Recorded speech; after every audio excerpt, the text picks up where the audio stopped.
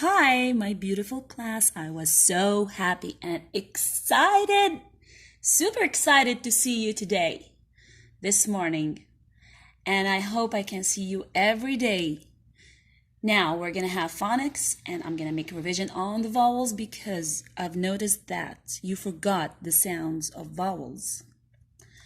The vowels are A, E, I, O, U. 5 vowels. Now, let's make revision on the short and long sound. Short A sound is A. Long A sound is A. Short I sound is I.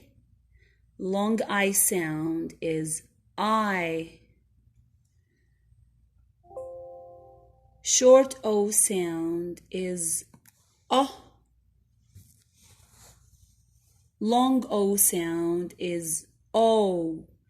And today we're going to have long U sound. And long U sound is special because it has 2 long sounds. Okay. So in phonics today we're going to study long U sound. When do we have long U sound? When we have 2 vowels.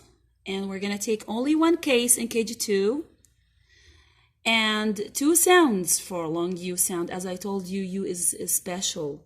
2 sounds. U and oo.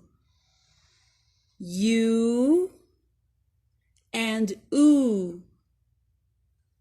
U and oo.